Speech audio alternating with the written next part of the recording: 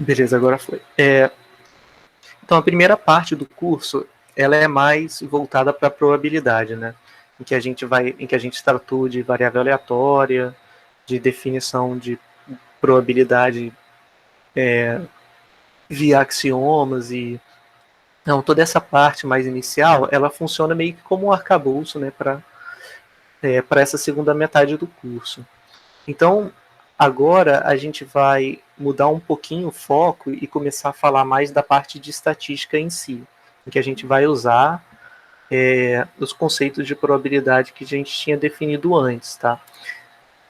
Então, na aula de hoje, que é a primeira nessa parte, né, a gente vai falar de estatísticas descritivas, e aí a gente vai ver um pouco sobre tipos de variáveis, em que a gente vai falar um pouquinho mais de detalhe, além de separar só em contínuo e discreto, como a gente fazia antes. Falar um pouco sobre tabelas e gráficos, e no final, quantis, boxplots e detecção de outliers. Então vamos lá, para a parte de estatística descritiva.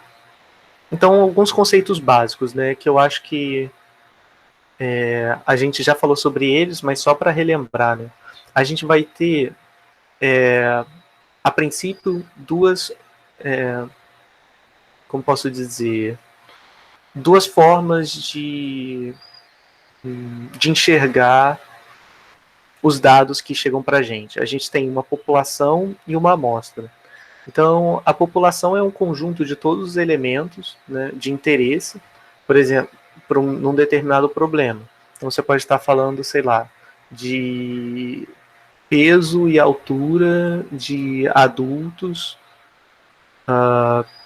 entre, sei lá, 18 e 25 anos. Então, a população é o conjunto de todas as pessoas que satisfazem, né,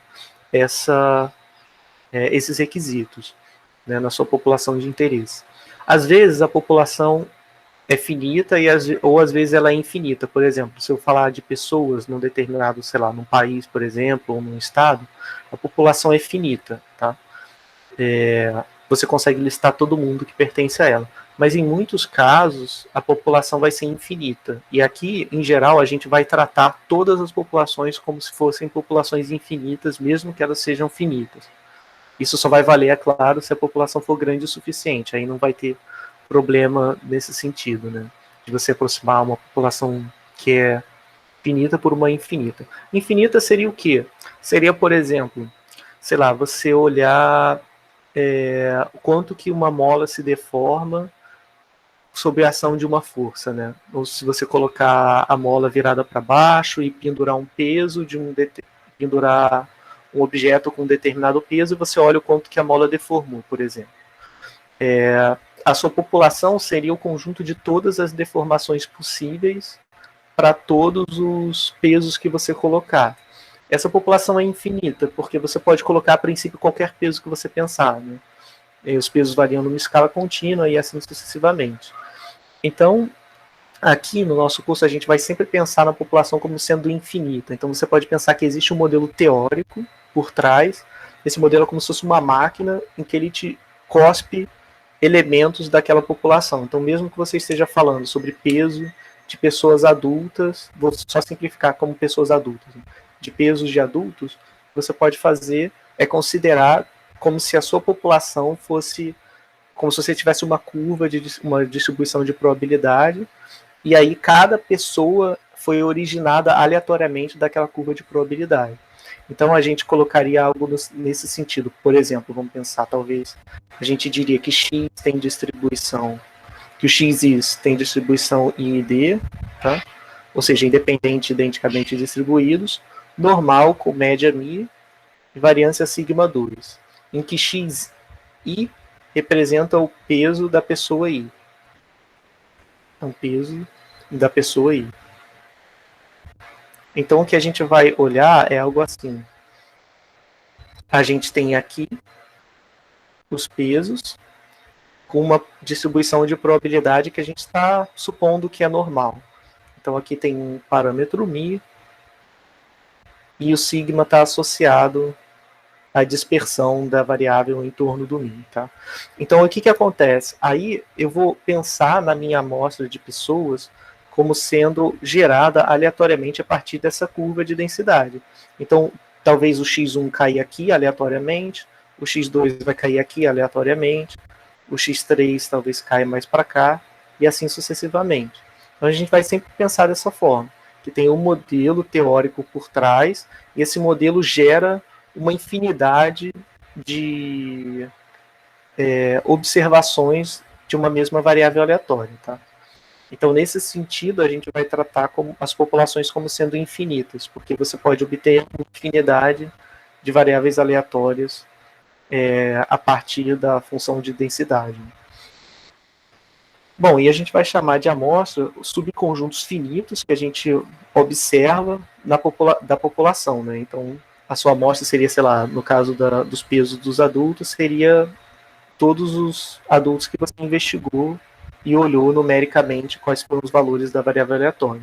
No caso dos pesos, a sua amostra é cada peso que você colocar lá na mola, né? Vai ser uma dupla, que é o peso e a deformação. Você pode pensar em PI, que é o peso que você colocou na mola, e o DI, que é a deformação naquela mola, tá? Então, isso aqui fica sendo a sua amostra, em que varia de 1 até algum valor, sei lá, nzinho, que nzinho é o número de pesos que você colocou. Tudo bem? Bom, e a gente também tem os parâmetros, que a gente também já tinha definido aqui antes, né? Parâmetros são todas as quantidades numéricas desconhecidas sobre a população. Por exemplo, a média da normal e a variância da normal são parâmetros, são valores desconhecidos, tá? E eu uso a amostra, né? A gente vai aprender agora a usar a amostra para estimar esses parâmetros. Até agora, tudo que a gente fazia assim, considere que os pesos têm distribuição normal e aí dava os valores, né? Com média, sei lá, de 75 quilos e desvio padrão de, não sei lá, 20 quilos, não sei, vamos supor, né? Então a gente sempre dava esses números. O que a gente vai ver agora é como a gente faz para estimar essas quantidades. E para estimar a gente vai usar uma amostra coletada, né? Por exemplo, só para facilitar, né? Só para a gente ver que não é uma coisa de outro mundo. A gente pode estimar, no caso da normal, né? A gente pode estimar mi por... Aí a gente define x barra, que é a média amostral, por exemplo. Tá?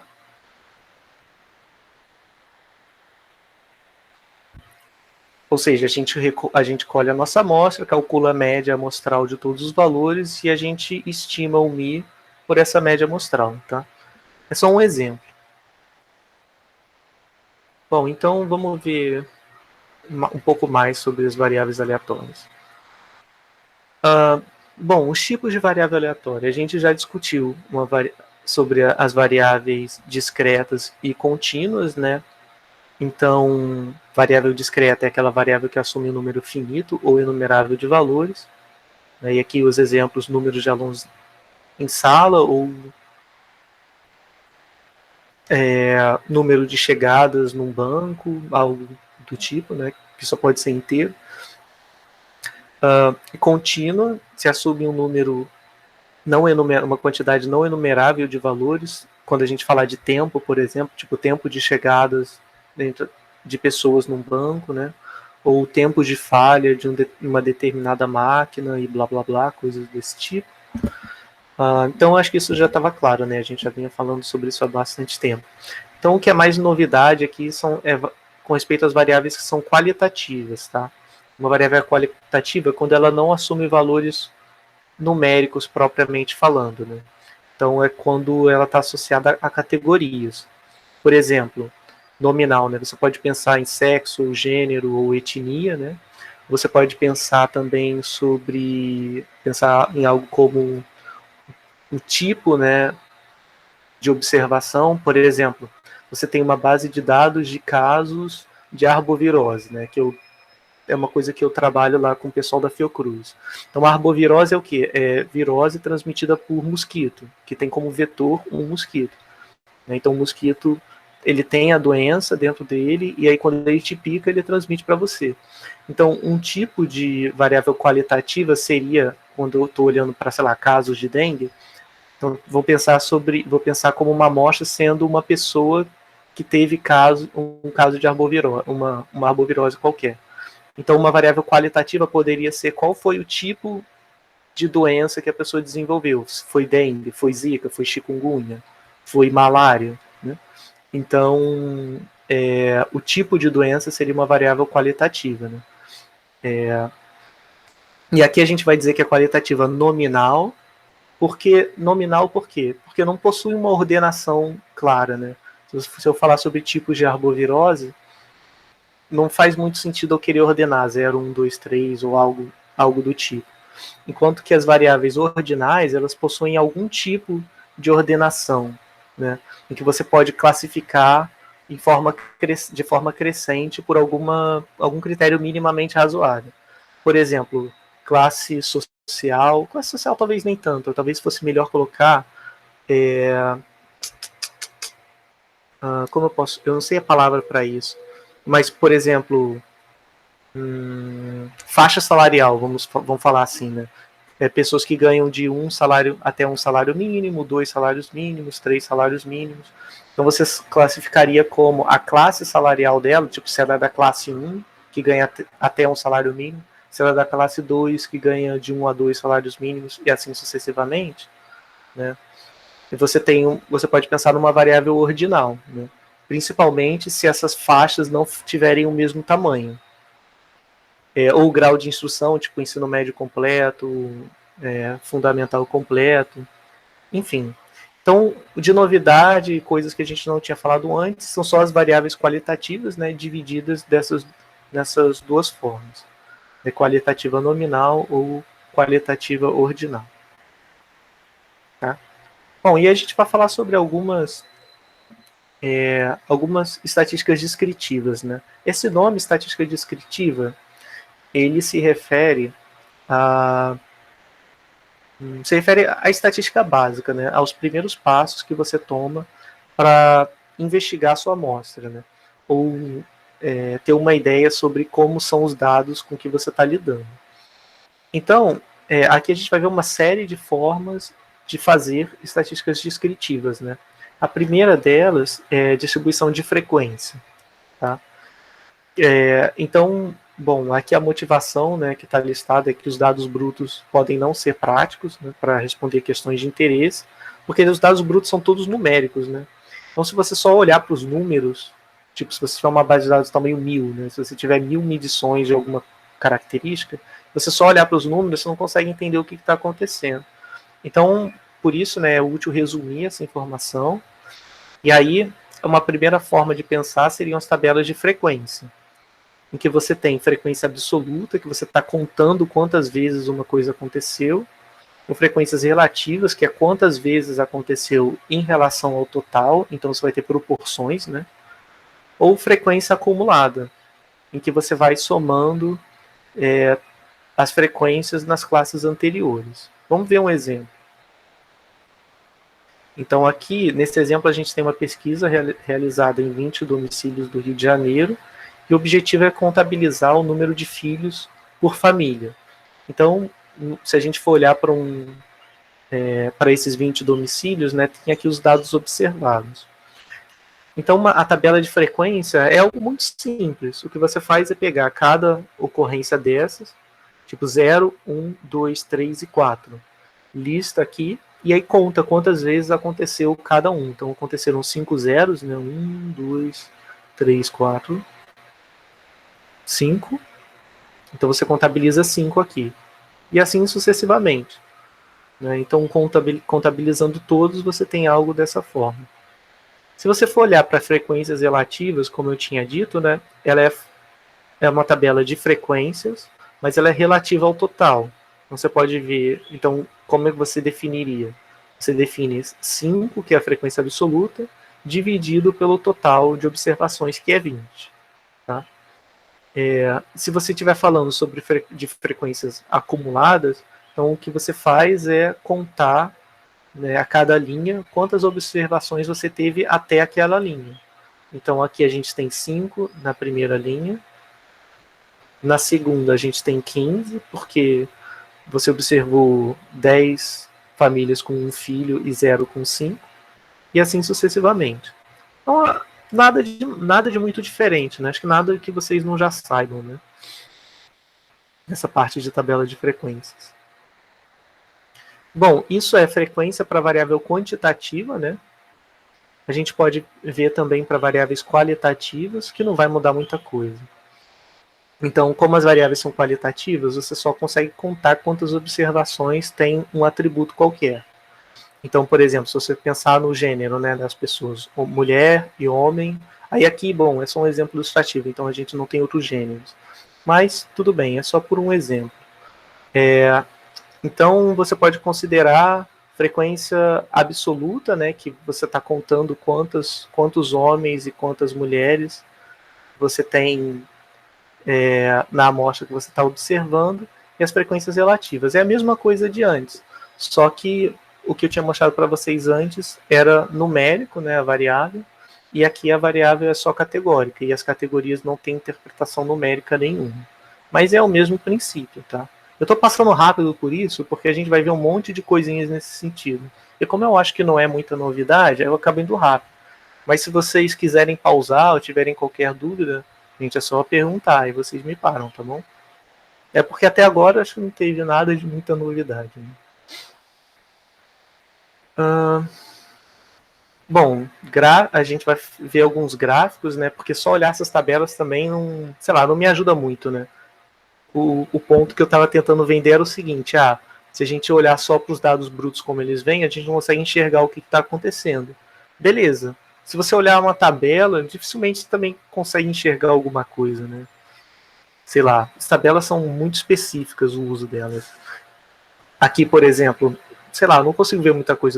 Eu tenho que tentar imaginar o que são, o que essas tabelas representam, para conseguir entender como os dados se distribuem. Talvez a gente olhando para os próximos exemplos dê uma clareza maior sobre isso. A motivação é para dizer que, em geral, a gente tem uma tendência, né, muito grande de, em estatística descritiva, usar gráfico o máximo que a gente puder. O objetivo é exatamente visualizar o que está acontecendo, né, com seus dados. Então aqui a gente vai falar agora sobre 2 tipos de gráfico, depois a gente vai ver mais. É gráfico de barra e gráfico de setor. Vamos passar para o gráfico de barra primeiro. Então, os gráficos de barra eles são feitos a partir de uma tabela de frequências, tá? Que pode ser frequências absolutas ou frequências relativas. Então, aqui a gente tem um exemplo em que tem diferentes categorias, né, de moradia, apartamento, cobertura, casa, sala. E você tem as frequências absolutas, tá? De cada um. Isso aqui deve ser, bom, é só um exemplo ilustrativo, né? Mas a gente pode pensar, de repente, como sendo, não sei, uma pessoa procurando apartamento, né, ou procurando algum lugar. Sala, nem sei por que tem sala aqui. Talvez sala comercial, sei lá. Eu ia dar um exemplo como se fosse uma pessoa procurando apartamento. E aí pode ser que ela tenha encontrado alguns que eram uma cobertura, outros que eram casas, mas a maioria era apartamento. Mas como tem sala, eu achei bem estranho. Mas enfim, a gente pensa em alguma coisa nesse sentido, tá? No final das contas, é só um exemplo ilustrativo mesmo. Então, olha, o ponto principal disso é só você notar que quando você está com a tabela, beleza, você olha aqui e vê o que acontece com mais frequência é apartamentos. Mas quando você olha um gráfico, eu acho que dá uma ideia mais clara, né, para você. Você consegue quantificar o quão maior, por exemplo, é essa barra em comparação a essa barra, ou essa barra em comparação com essa. Então dá uma ideia melhor do que está acontecendo. Né? Você consegue ver com muita clareza que a grande maioria do seu conjunto de dados é composto apenas por apartamentos. Deixa eu ver se tem algum outro exemplo. Não, de barra é basicamente isso. Tem gente que define gráfico de barra como sendo gráfico que não é contíguo, tá? Por exemplo, esse aqui, as barras estão se encostando uma na outra. Então tem gente que fala que gráfico de barra não pode encostar as barras, porque isso pode confundir com o histograma, que é uma coisa que a gente vai ver mais lá na frente. Então a ideia seria assim, se eu tenho um gráfico de barras, o mais correto era eu colocar algo assim. Nossa senhora. apartamento, aí aqui do lado eu coloco outra barra, cobertura, casa, e aqui sala, tá? É só porque quando você faz essas barras não encostarem uma na outra, não dá uma noção de que a sua variável é contínua. Eu acho que é só por isso que as pessoas falam esse tipo de coisa. Mas eu acho que está claro, é só você olhar a legenda e você vai ver que não faz nenhum sentido achar que tem continuidade aqui no eixo X, né? Para passar de apartamento para cobertura, isso aqui não é contínuo, tá? Então, tudo bem. Contanto, né? Então, não precisa se preocupar tanto com essa questão das barras se encostarem ou não, para chamar gráfico de barras. Mas quando a gente falar de histograma, talvez isso fique mais claro. Né? Bom, gráfico de setor também é bem parecido. A gente tem algumas categorias aqui, né? Por exemplo, é o mesmo gráfico que está em cima, só que o gráfico de cima a gente tem uma noção mais das frequências absolutas, né? Ou relativas, mas a gente não tem uma noção da parte, né? Quando você olha para gráfico setorial, isso fica mais claro. Porque a gente está olhando os setores de um círculo. Né? Tipicamente é um círculo que a gente usa para representar. Então aqui, com o mesmo conjunto de dados, olha, eu acho que assim ele acaba informando mais. Né? Você vê que é quase 3/4 é apartamento, né? 3/4 dos dados se referem a apartamentos, e os outros quase que 1/4, um pouquinho mais, né? Estão divididos em cobertura, sala e casa, em que cobertura é a maioria, casa e sala é similar, tá? A quantidade, ou o percentual de ocorrência de cada um deles, tá? Algumas exigências, né? É bem óbvio isso, mas a gente vê, infelizmente, com muita frequência, acontece das pessoas fazerem gráficos setoriais em que tem interseção entre as classes, tá? O que é uma heresia na estatística. Quando você vai fazer gráfico de variável qualitativa com gráfico setorial, não pode ter nenhuma classe que tenha interseção em comum com outra classe, tá? Então, assim, deixa eu ver se eu consigo mostrar para vocês. Eu acho que até são alguns exemplos legais. Que eu mostrava quando eu dava aula lá na biologia. Deixa eu ver. Tinha uma seção que eu colocava só gráficos bizarros. Ver se eu conseguia. Por exemplo, esse daqui. Não sei se vocês estão conseguindo enxergar muito bem. Deixa eu só diminuir um pouquinho o zoom para conseguir colocar tudo na mesma página, tá? Olha só, esse gráfico é bem bizarro, tá? Aparentemente ele apareceu em noticiário. Então, assim, cara, é muito louco. Olha isso, as classes não estão somando 100%, que já é bem absurdo, né? E aqui são candidatos. E sei lá, é muito louco. Eu não sei por que a pessoa não simplesmente renormalizou os pesos. É muito estranho. Mesmo que você possa pensar assim, de repente, aqui você tem interseção, né? Talvez a pessoa tenha escolhido 2 candidatos e aí por isso você tenha esses percentuais que não estão somando 100%, mas é muito esquisito que isso tenha aparecido na TV. Tem os outros exemplos, deixa eu pegar. Esse aqui saiu numa revista, já tem um bom tempo isso, eu tirei foto e coloquei para mostrar. Isso aqui é antigo, era quando o PS4 estava saindo, né, o PlayStation 4.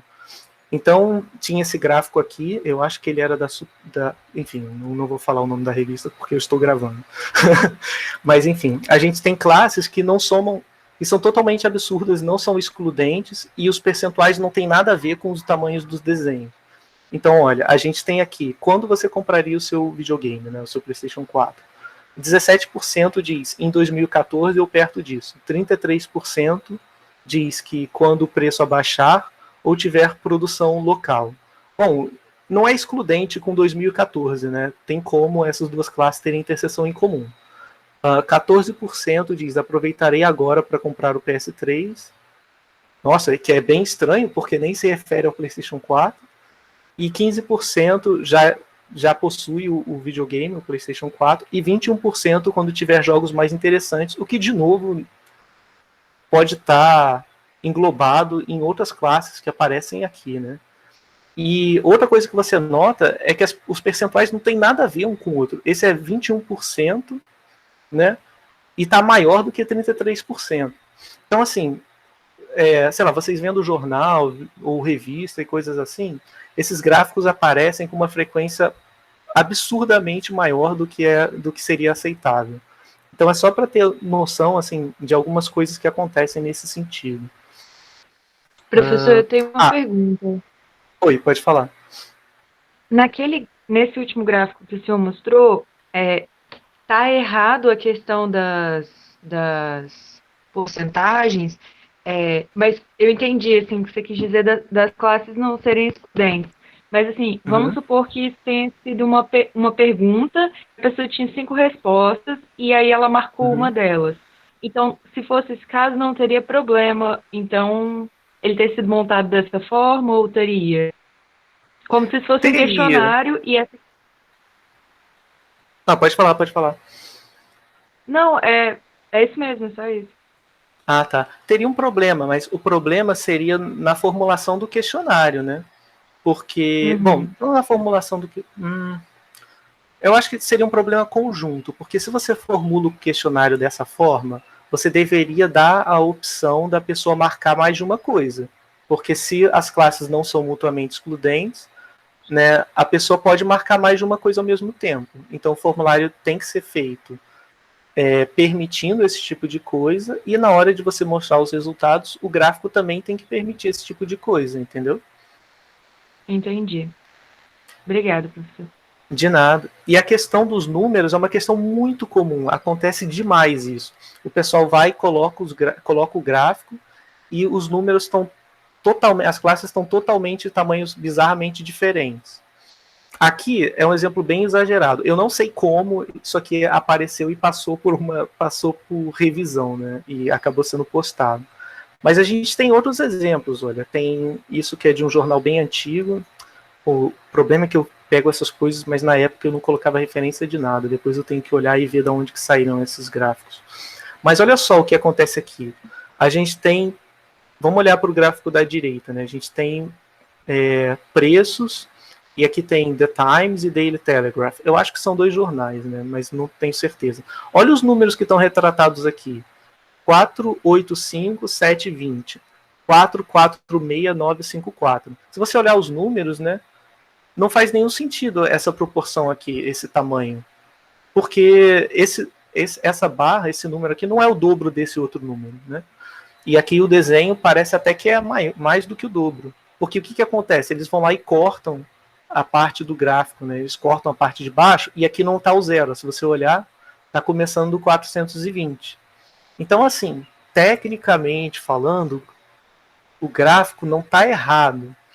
Mas se a gente olhar para o gráfico como uma forma de entender os dados, né, como ferramentas que ajudam a gente a enxergar os dados com os quais a gente está lidando, esse gráfico está totalmente errado, porque ele não está cumprindo a função de gráfico, que é facilitar a interpretação dos dados. Então, isso é uma coisa que acontece muito comum, é muito comum acontecer isso. Então, sempre quando você estiver vendo um gráfico, sempre olha para o eixo Y, porque pode ser que a pessoa tenha cortado, tá? Fazer isso é completamente errado, assim, em estatística isso aí é manipulação de dados. Mas enfim, né, às vezes as pessoas fazem isso para justamente manipular as coisas. Eu acho que eu tinha só mais um comentário. Ah, aqui aconteceu de novo, né? Que a gente tem. Esse aqui também é bem bizarro, porque é percentual que poderia ter sido feito por gráfico setorial, mas tudo bem, também dá para fazer barra. Mas olha as alturas: 39% e 35%. Então, assim, né, não faz nenhum sentido esses tamanhos aqui, porque ele está começando do 34. Tá? Então, se eu for mega esperto, eu coloco lá começando do 34,9, que esse cara aqui vai ficar baixinho e o outro vai ficar mega alto. Aí eu vou poder dizer, olha como é que aumentou as taxas. Né? Enfim.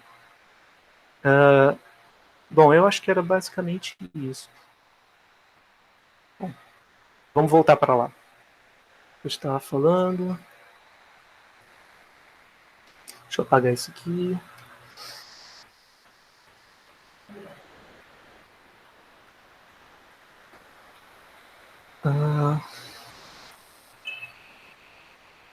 Bom, beleza. Vamos. Aí, então a gente já falou sobre setorial. Né? Outra coisa de setorial, só para a gente poder avançar. Setorial a gente nunca faz, ele nunca deve fazer ele 3D, tá? O pessoal adora fazer gráfico setorial 3D. O que é péssimo do ponto de vista estatístico, porque ele deforma. Geralmente, quando eles botam em 3D, eles colocam tipo meio que virado em perspectiva. Então a classe que tiver para baixo, tipo essa aqui, ela vai parecer muito maior do que ela é na verdade. A gente sempre faz ele 2D. Pode fazer efeitozinho dentro, mas sempre 2D, tá? Eu achei que tivesse exemplo disso no outro, mas acabou não tendo. Bom, um exemplo. Vamos ver gráfico de barra para variáveis quantitativas, tá?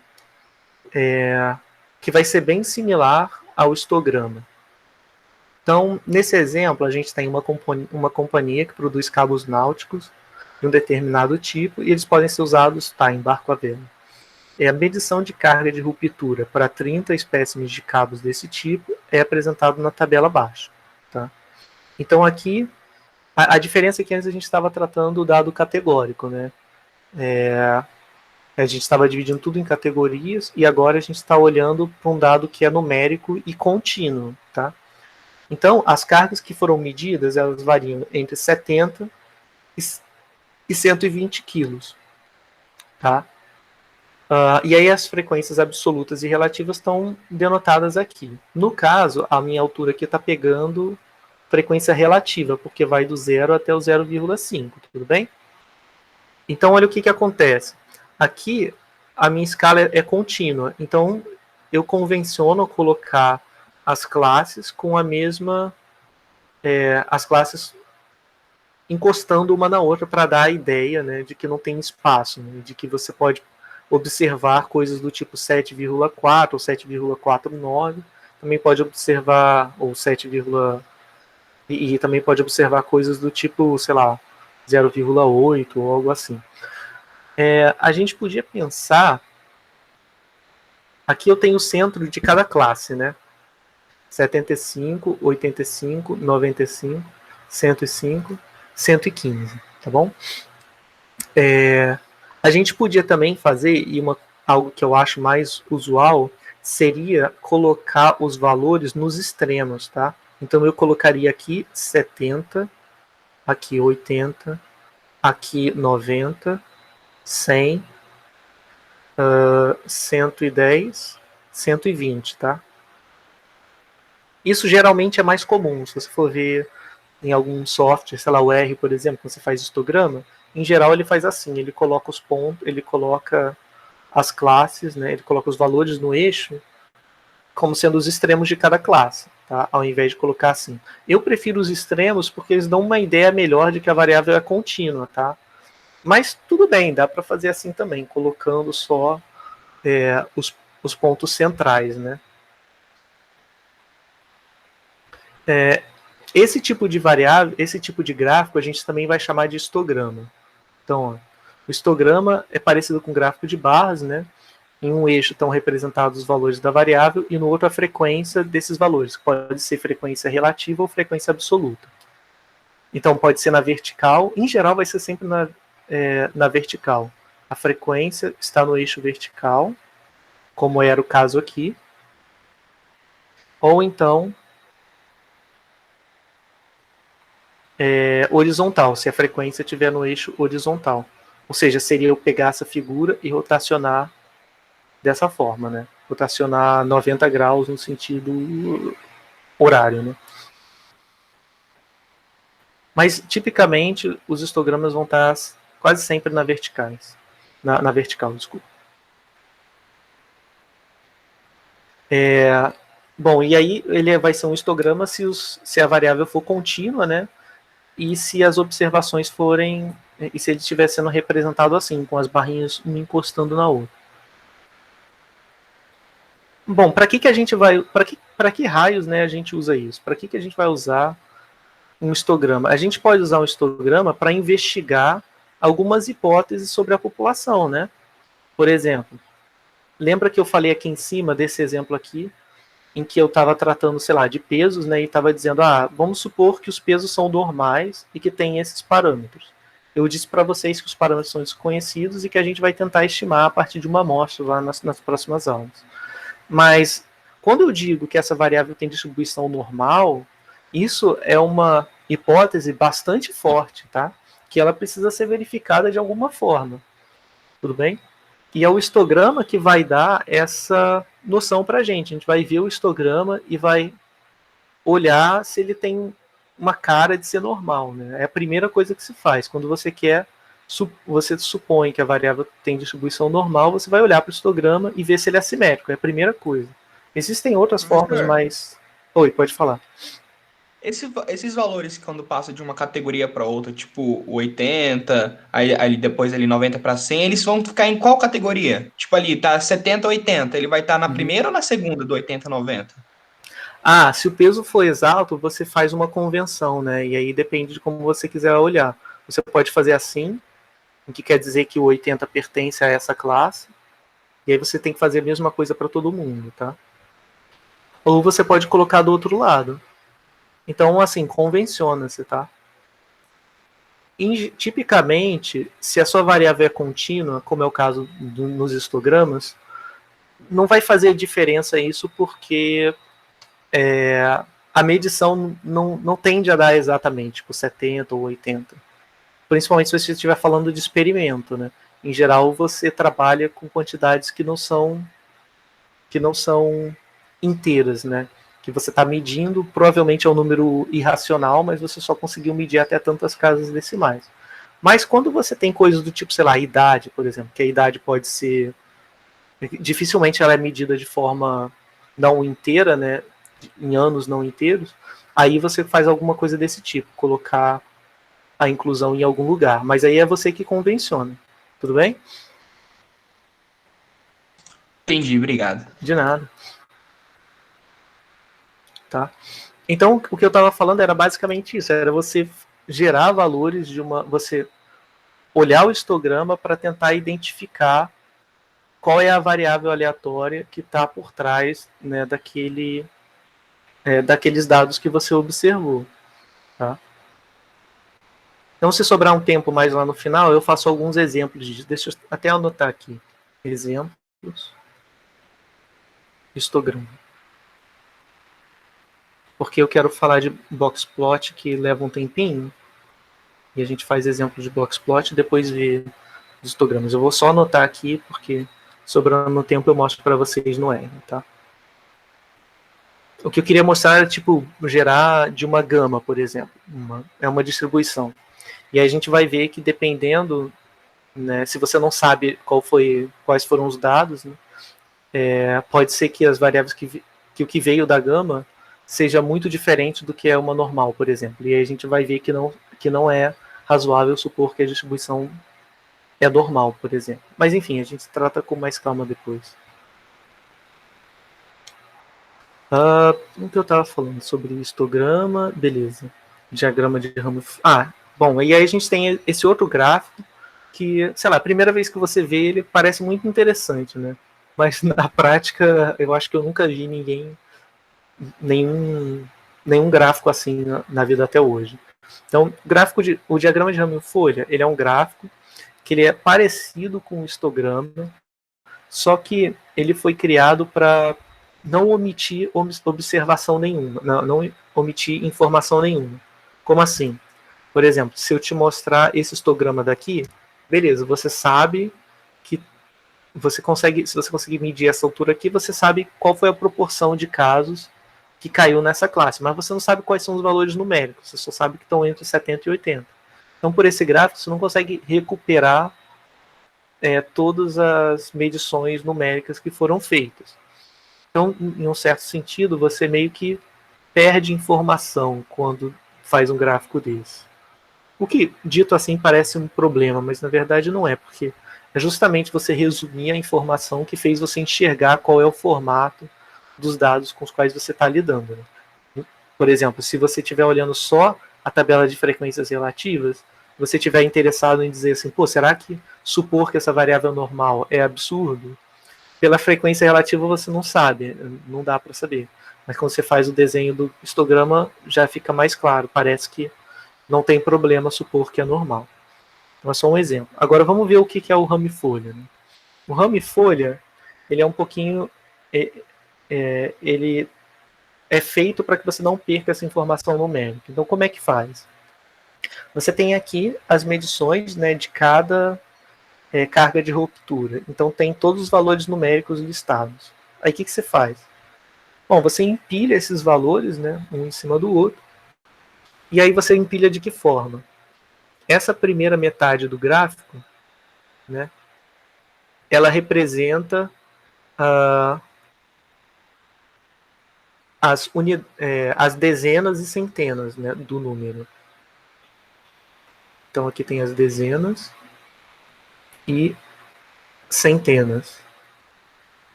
E aqui, cada número desses é uma unidade. Né? São as unidades. Então, como assim? Então, a minha primeira observação é 73. Então, porque aqui tem algum 73 em algum lugar. Aqui. Então, o que eu fiz? Eu boto 7 aqui e um 3. Será que tem outra variável? Será que tem outro que é 70 e alguma coisa? Outro número aqui que é 70 e alguma coisa? Tem 78.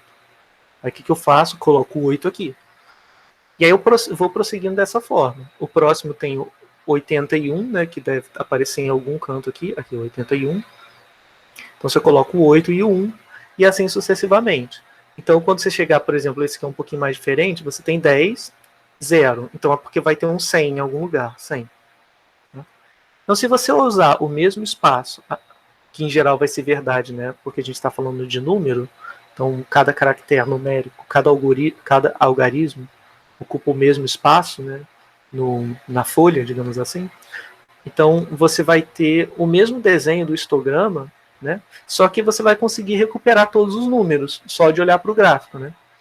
Então, enfim, é uma ideia interessante. Né. Aí, no ramifolhas, você tem o seguinte, você tem os ramos, né, que são essas partes antes da barra, e aqui você tem as folhas. Então aqui são os ramos, por isso que chama ramifolhas. Ramos, e aqui você tem folhas. Tá? Sei lá, a primeira vez que eu vi isso, eu achei bem interessante. Assim, tipo, legal, né? Não tinha pensado em fazer um gráfico dessa forma. Mas eles não aparecem muito, e tem várias razões para isso, né? Uma delas é que, tipicamente, quando você está fazendo o gráfico, você não está interessado em saber quais foram os números exatamente que você usou e que caíram em cada classe. Outra razão é que, mesmo que você esteja, você tem os dados, é só você chegar lá e olhar, entendeu? Então, no momento que eu estou mostrando um gráfico, eu não preciso me preocupar em ter todas as informações numéricas ali, porque exatamente o que eu estou fazendo é um resumo dos dados numéricos para ver se eu consigo enxergar algum determinado padrão, uma determinada característica. Então, não é tão problemático. Um outro ponto que é mais de caráter prático, né, é que fica um pouquinho difícil de representar casos mais realistas em que você tem amostras grandes, por exemplo. Né. Aqui tudo bem. Aqui você conseguiu dividir em dezenas e centenas, mas e se você tiver valores, sei lá, todos entre 0 e 1, e 10 classes for muito pouco, né? Porque se você tiver tudo entre 0 e 1, você pode pensar em colocar... Isso aqui não é uma regra que tem que ser sempre dezena e centena, você que inventa. Então, vamos pensar que esses números são tudo da forma 0, alguma coisa, tá? E assim sucessivamente. Só um exemplo. Aí o que você faria? Você pegaria aqui, e ao invés de botar desse jeito, você colocaria 0, né? 0, 0, 0, e 0, Então, se você tiver muitas observações, né, não necessariamente isso vai ser bom, porque pode ser que esse gráfico ocupe muito espaço, porque cada númerozinho que você botar aqui vai ocupar um espaço finito, né? Então, quando você for colocar tudo em cima do outro, talvez, se você tiver, sei lá, 1000 observações, você não vai conseguir fazer isso, porque vai ficar uma altura muito grande. você não tem como mexer muito na escala, né? Porque se você tiver muitas observações, você vai ter que diminuir o tamanho dos números, aí talvez fique ilegível, tá? Então tem muito isso. E cada situação você tem que pensar de antemão como é que você vai fazer a divisão, né? Aqui eu tenho um número pequeno de classes, mas se eu tiver muitas classes, começa a ficar bem ruim de representar. Pode ser que eu tenha que representar assim, né? 7, 2, 0,73, 0,74 e assim sucessivamente, se eu tiver muitas observações, né? Então, sei lá, é bem confuso, né, na hora de você fazer na prática. Para alguns casos ele fica até legal, como esse aqui, se você tiver poucos dados. Mas, enfim, não costuma aparecer muito na prática esse tipo de gráfico, não. Mas, enfim, né, curiosidades. Bom, e aí agora a gente vai construir um pouquinho do arcabouço para falar sobre boxplot, tá? Talvez vocês já tenham visto esses gráficos antes, mas, enfim, né, deixa eu só mostrar como é que eles se parecem, para vocês terem uma ideia. Boxplot é esse tipo de gráfico aqui, que a gente vai interpretar ele até o final da aula, tá? Mas, enfim, e aqui esses gráficos são feitos a partir dos quantis, né? Eu vou mostrar para vocês como é que funciona. Vamos lá, retomar algumas coisas que a gente viu, né, e adaptar para esse conceito de amostras, que é o que a gente está trabalhando agora. Então, lembra lá que a gente falou de uma coisa chamada mediana, quando a gente estava falando de distribuições de probabilidade? Porque a mediana era o quê? É o valor que deixa metade dos dados à esquerda daquele valor, né? Então, na normal, por exemplo, a mediana é o μ. Por quê? Porque metade da massa de probabilidade está à esquerda de μ. Então, μ, ela é a média, né? No caso da normal, e ela também vai coincidir com a mediana, porque a variável é simétrica, tá? Porque a normal é simétrica. Então, qual é a definição? A mediana é o ponto que deixa a metade dos dados à esquerda, né? Então, se eu tiver uma variável que não é simétrica, a mediana e a média não vão coincidir. Por exemplo, se eu tiver uma variável aleatória que é assim, né, que a densidade é assim, então o que eu tenho que fazer? Eu tenho que achar o ponto, a mediana vai ser o ponto que vai deixar metade da área abaixo do gráfico à esquerda, né, que aqui eu tenho 0,5 de área, e aqui eu também tenho 0,5 de área. Então, esse valor aqui, vou chamar, sei lá, de mzinho, é a mediana. Tá? Mediana. E a gente pode definir mediana em um contexto que não dependam de uma distribuição de variável aleatória. Você pode definir medianas com base numa amostra. Então vamos olhar aqui o que isso significa. Então, se eu tiver os valores x1 até xn, né? E aí eu vou definir como x entre parênteses 1, x entre parênteses 2, x entre parênteses n, sendo esses mesmos valores aqui, só que eles estão ordenados. Ordenados como assim?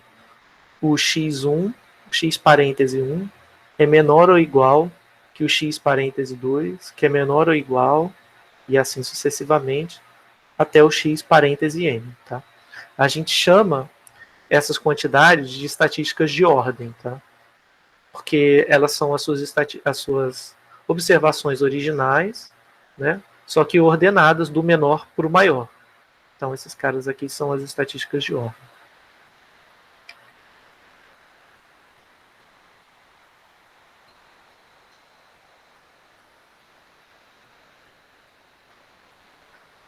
Bom, então você pode definir a mediana da seguinte forma, né?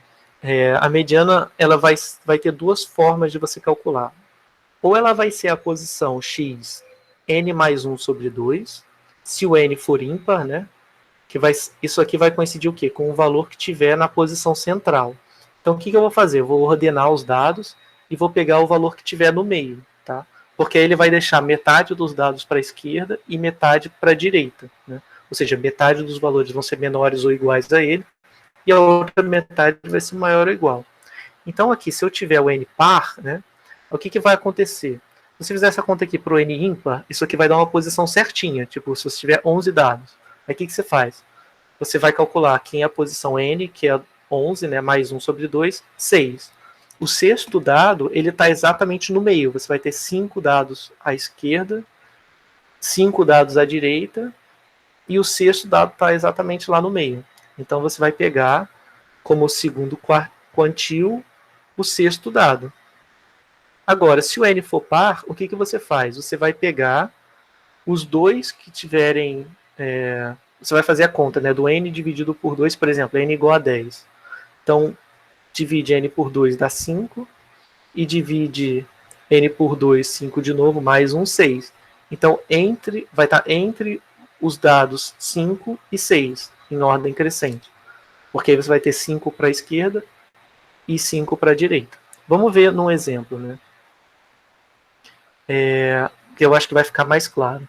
Então, aqui a gente tem, de novo, né, o exemplo dos cabos náuticos, né?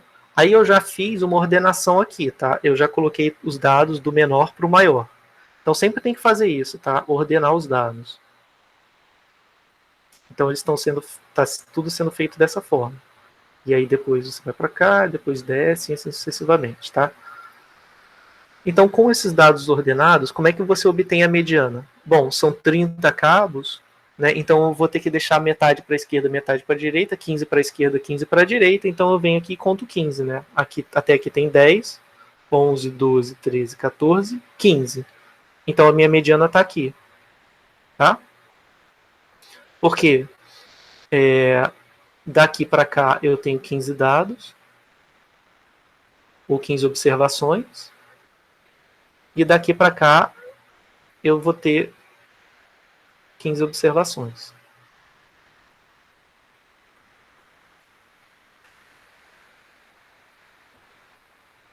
Então o que aconteceu, né? A minha mediana, vou botar aqui mediana,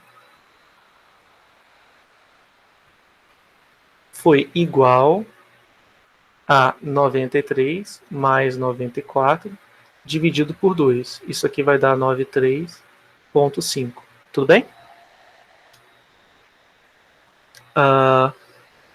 Então é bem simples, né? É só você contar e aí vai depender se for um número ímpar ou par de observações. Se fosse 31, você ia pegar o valor 16, né, em ordem, e aí esse 16º valor seria a mediana, tá?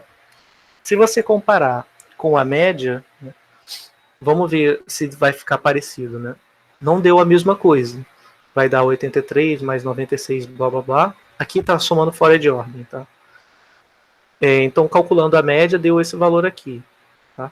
Parecido com a mediana, mas não exatamente o mesmo. Tá? E para que eu estou definindo isso? Né? Para que eu quero saber mediana? Por que não sempre trabalhar com a média? Né? Todo mundo já sabe o que é média. Você vai falar de mediana para uma pessoa que tipo, não é da área, que nunca ouviu falar disso, né? Muito mais provável que ela não saiba interpretar o que é do que a média. A média, em geral, as pessoas têm uma noção um pouquinho melhor do que significa. Mas o ponto é que a mediana ela é menos sensível que a média a valores extremos, né? Deixa eu escrever isso aqui. A mediana ela é menos sensível a valores extremos do que a média.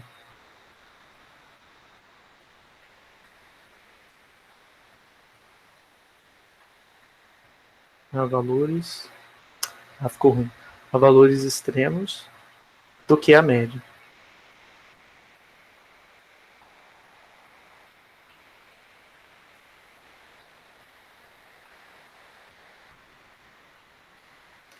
Então, o que acontece?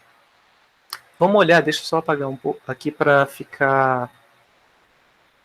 não ficar tão poluído, para poder dar um exemplo. O que eu quero dizer com isso? Eu quero dizer o seguinte, vamos supor que esse 118 aqui, vamos supor que, na verdade, ao invés de eu observar isso, eu tenho observado 500 aqui. Tá? Esse valor é muito extremo se comparado com os demais valores, né, que foram observados. Se eu trocar esse cara por 500 e for calcular a mediana, concorda comigo que a mediana não muda, né? Ela não vai mudar por quê? Porque não mudou os valores do meio, né? Ou seja, não importa qual seja esse valor aqui, desde que ele seja grande, desde que ele seja o maior valor, né? Assim, ele pode até não ser o maior valor. O que importa é que ele não é tão sensível a valores extremos. Se você for olhar a média, por exemplo, se você trocar esse cara daqui de 118 para 500, talvez, muito provavelmente isso vai puxar a média para cima, tá? Porque vai entrar 500 na conta. Então vai entrar um valor bem maior. Se eu fizer um caso até bem mais extremo, né? E aí eu só estou exagerando para convencer vocês, e botar aqui, sei lá, 500 mil, né? Mesmo que seja 500 mil, isso não vai alterar em nada o valor da mediana. Ela vai continuar aqui no meio, né? Enquanto que a média não. A média vai ser absurdamente impactada por esse valor que é mega alto. Então, por isso que às vezes a gente escolhe trabalhar com mediana ao invés de trabalhar com a média, tá? Então, uma forma da gente trabalhar também é computar as duas coisas e comparar média e mediana. Se a média estiver muito diferente da mediana, é sinal que deve ter valor extremo. Porque, né, se a média deu muito diferente da mediana e a média é mais sensível ao valor extremo, deve ser porque tem valor extremo lá. Se não tivesse, média e mediana seriam similares. Tá? Beleza, então, dito isso, né, o que acontece? A gente vai olhar... tem uma observação aqui que é legal, né? Ele diz que como a média e a mediana estão parecidas, né, estão similares, isso aconteceu por quê? Porque a variável é razoavelmente simétrica. Então vamos olhar lá o meu ramifolhas, né? Tá vendo aqui? Então, parece bem simétrica essa distribuição, né? E a gente viu aqui que quando a variável é simétrica, a média e a mediana vão coincidir, se for exatamente simétrica. Se não for exatamente simétrica, vai dar um pouco diferente. Se ela for aproximadamente simétrica, vai dar um pouquinho diferente. Se for muito assimétrica, vai dar bem diferente. Então, comparar a média e mediana dá uma ideia com respeito à simetria, se a variável que você está olhando é simétrica ou se não é simétrica. Então, vamos olhar. Vamos ver agora outros quartis, né? A gente falou de mediana, mas mediana é o valor que divide no meio. Os quartis são valores que dividem um conjunto de dados em 4 partes iguais. Essas partes são iguais no sentido de que cada parte contém a mesma quantidade de dados. Tá? Então, essa é a definição, né? São valores que dividem os dados em 4 grupos, cada um contendo 1/4 do tamanho total do conjunto. Então, o primeiro quartil, eu vou denotar como Q1, é o valor que tem 0,25 dos dados abaixo ou à esquerda dele. Q2 é o valor que tem 0,5 dos dados ou 50% dos dados abaixo. E o Q3, 0,75 abaixo. Tá? E aí tem uma outra quantidade que é definida como a distância interquartílica. Eu acho que a gente já tinha mencionado essa quantidade antes. Ela é definida como... Bom, vamos ver o nome dela. Distância interquartil. Então, ela é a distância entre os quartis. No caso, entre o quartil 3 e o quartil 1. Tá? Vamos ver como é que a gente acha esses valores, né, no conjunto de dados. Oi, pode falar.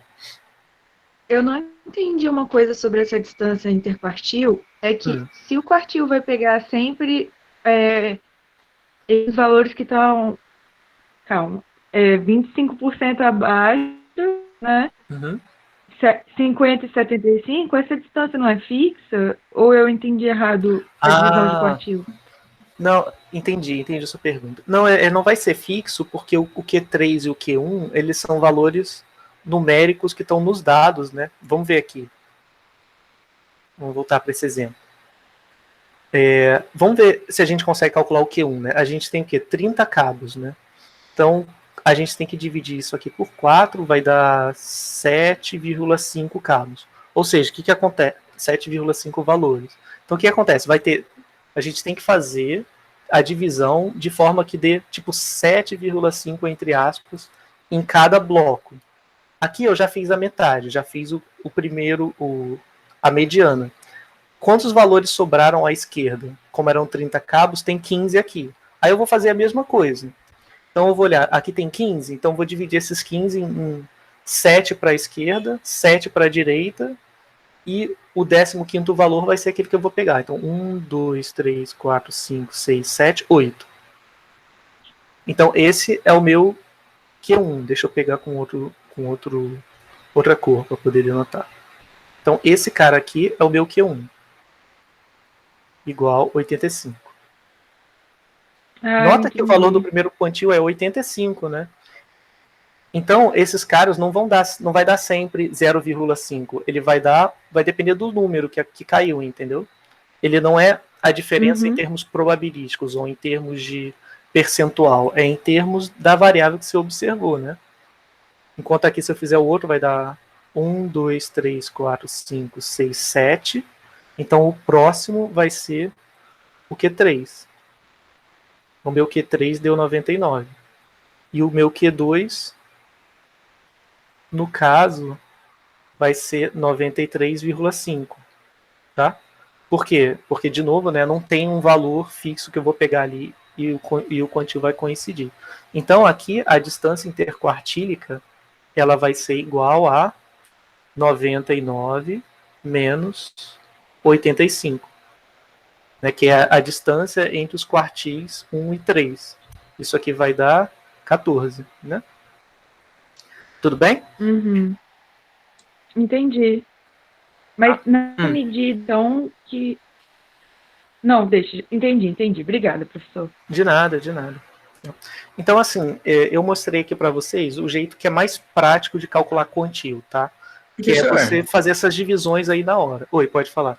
Se antes do Q2, em vez de eu tiver um valor ímpar, tiver um valor par, por exemplo, sei lá, 8, aí você teria que fazer a média dos dois ali no meio para achar esse Q1? Desculpa, pode falar de novo, eu acho que eu não acompanhei. Que nem ali nesse Q2 ali, você conseguiu fazer certinho, 7 para um lado e 7 para o outro, por causa que deu ímpar, né? Mas se por acaso tivesse dado uma quantidade par, aí você teria que fazer a média? Sim, olha, porque no Q2 eu acabei fazendo a média, concorda? Porque são 30 cabos. Então eu sei que vão ficar 15 à esquerda, 15 à direita, né? Bom, o 15 com 15 eu já gastei todos os dados que eu tinha. Então eu não vou conseguir pegar um dado e deixar ele separado. Tipo, pegar esse cara aqui, esse vai ser o quantil. Não vai dar certo. Porque não vai ter a mesma quantidade à esquerda e a mesma à direita. Então tem que pegar alguém do meio, concorda? Aí por isso que eu peguei a média, entre 93 e 94. Tá? Fez sentido ou você perguntou outra coisa? Ah, não, sim, mas isso você usou para achar o Q2, que seria a mediana dos valores. Mas se nem por acaso você quer achar o Q1, por exemplo, ali você conseguiu achar um valor ali no meio, certinho. Mas por acaso teria que fazer a mesma coisa, né? Isso. Aí teria que fazer a mesma coisa, exatamente. Tudo bem? Se aqui, vamos fingir que aqui só tem 14, né? Então, sei lá, deixa eu apagar, deixa eu escrever com outra linha, com outra cor. Amarelo. Vamos supor que não tem esses dois caras aqui, né? Aí eu vou ter 28, então vai ter 7, então vai ser 7 certinho, né? Em cada um. Então tem que deixar 1, 2, 3, 4, 5, 6, 7. Né? Então eu vou ter que pegar esse aqui no meio que vai deixar 7 para trás. E assim sucessivamente, né? Tem que contar 1, 2, 3, 4, 5, 6, 7. 1, 2, 3, 4, 5, 6, 7. 1, 2, 3, 4, 5, 6, 7. Deu 8? Talvez eu não tenha contado certo. 3, 4, deu 7. 1, 2, 3, 4, 5, 6. Foi aqui que eu contei errado, tá vendo? Eu tenho que puxar tudo para a esquerda, tudo para a direita. Já tá aí. 1, 2, 3, 4, 5, 6, 7. Então vai vir aqui. 1, 4, 5, 6, 7. 1, 2, 3, 4, 5, 6, 7. Viu? Aí nota que aqui vai cair sempre o valor no meio, né? Em todos os casos. Tanto para o Q1, quanto para o Q2, quanto para o Q3. Tudo bem? Entendi. Obrigado. De nada. Assim, é um pouquinho chato, porque você tem que ficar contando e tal, principalmente se esses dados não vierem ordenados, né? Um erro muito comum que as pessoas esquecem é começar a calcular os quantis tipo, às vezes vem na prova e não está ordenado. Aí a pessoa começa a contar sem ordenar. Né? E você só vai perceber depois, quando tá lá no final, você vai falar, que caraca, calculei os quantis tudo errado. Aí tem que voltar, ordenar tudo. É bem chato. Então, assim, tem que prestar um pouco de atenção com respeito a isso, tá? Tem umas arbitrariedades, né? Eu não sei se vocês perceberam, mas assim, a definição de quartil, vamos pensar, agora deixa eu apagar esses amarelos para ficar mais claro. A definição de mediana, né, que é o segundo quartil, ela é definida como um valor que deixa metade dos dados à esquerda e metade à direita. E aqui eu disse para vocês, então tá bom, vou calcular aqui, deu 93,5. Mas se eu tivesse, eu podia ter pego o Q2 igual a 93,1. 93,1 também deixa metade à esquerda e metade à direita, né? E assim sucessivamente, uma infinidade de valores entre 93 e 94 que eu podia pegar aí, que ia servir como Q2. Então, o que acontece, o ponto que eu quero chegar é que é um pouco arbitrário desde que você satisfaça as condições do problema, que é deixar a quantidade correta de pontos à esquerda e à direita, tá? Mas existe mais de um jeito de calcular quartil. Então, cada software que você usar vai fazer de um jeito diferente, mas os valores vão ser aproximadamente iguais, né? Por exemplo, aqui eu peguei o valor do meio, certinho, né, o 85. Né? Eu peguei um valor que coincide com um valor dos dados. Mas tem software que faz ligeiramente diferente. Né? Por exemplo, uma forma de fazer é você olhar para o histograma daquelas observações e contar a área, por exemplo. Você pode fazer assim, eu vou contar até talvez aqui eu tenha 25% dos dados, aí daqui até aqui eu tenha mais 25% dos dados. Claramente não está certo, porque, enfim, esse aqui está maior. E assim sucessivamente. E aí os quartis ficam definidos como essas quantidades. Tá? Se você fizer assim, vai dar ligeiramente diferente. É só para dizer que cada software faz de um jeito.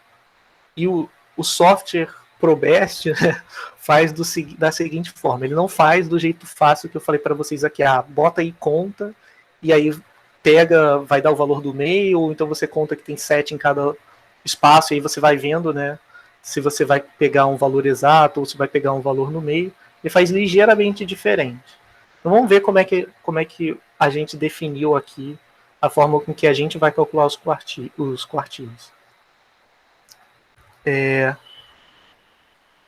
Então funciona assim, né? A mediana, ou Q2, se o n for ímpar, vai ser o valor na posição n mais 1 sobre 2.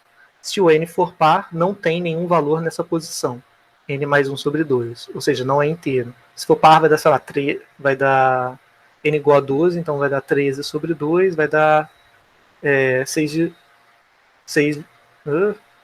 vezes, meu Deus do céu, 13, caraca, eu não acredito, eu tô muito burro. Dá 13 dividido por 2 dá 6,5, né? 6,5. Caraca. Desculpa aí, pessoal. De manhã o cérebro não tá funcionando muito bem. Então, não vai dar um valor inteiro. Aí, o que você faz? Você pega a média. Então, beleza, a mediana ficou tranquilo. O que é um pouco mais chato são os quartis. É uma regrinha muito específica. Como é que você vai fazer, né? Você vai pegar a posição 1. Então, você vai contar a posição, né? Vou contar aqui, posição. Então, o Q1 vai ser... Você vai pegar a posição 1 e vai somar com a posição do meio, que é n mais 1 sobre 2, né? E aí você divide por 2. Por quê? Vê se faz sentido isso. Eu peguei a primeira posição, que está denotada por 1, a segunda posição, que está denotada por n mais 1 sobre 2, né? Que é a segunda posição, não, desculpa, a posição do meio, que é n mais 1 sobre 2, e eu vou pegar a média delas. Isso aqui vai dar uma certa posição.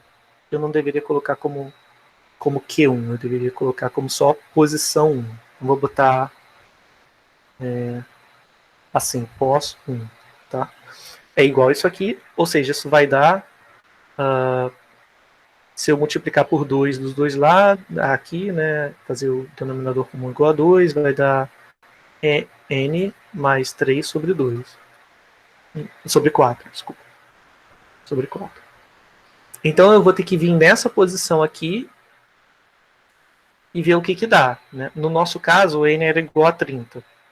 Então, se o n for 30, o que eu vou ter vai ser 33 dividido por 4, vai dar 8,25, se eu não fiz a conta, se eu fiz a conta certa. Tá? Então, vai ser alguma coisa do tipo, vai ser depois do 8º valor, né? Um pouquinho depois do 8º valor. E a posição 3, como é que seria? Vamos pensar aqui sem olhar a fórmula. A posição 3, eu tenho que pegar a posição do meio, mais a posição do final, dividir por 2. Ou seja, vai dar aqui 3n mais 1 dividido por 4. Né? Vamos ver se deu isso. Aqui foi o primeiro quartil. Deixa eu mostrar o terceiro. O terceiro quartil dá 3n mais 1 sobre 4. Então, você vai substituindo na fórmula e vendo o que dá. Aqui vai dar n vezes 3, n é 30, vai dar 91 sobre 4. Né? Então, vou colocar aqui o Q3. Acho que é melhor botar assim. Isso implica que o Q3 é igual a 91 dividido por 4, o que vai dar 20, quase 23, né? 22, vírgula, aí vai sobrar 3, 75, né? 22,75, e aqui, isso aqui implica que o Q1 é igual a 8,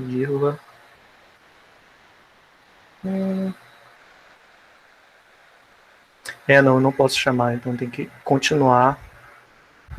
Eu tenho que continuar com a mesma anotação, que é a posição. Então a posição vai ser 8,25, porque eu só não posso confundir a posição com o quartil, né, em si. A posição é qual é o valor que eu vou buscar nos dados, 22,75.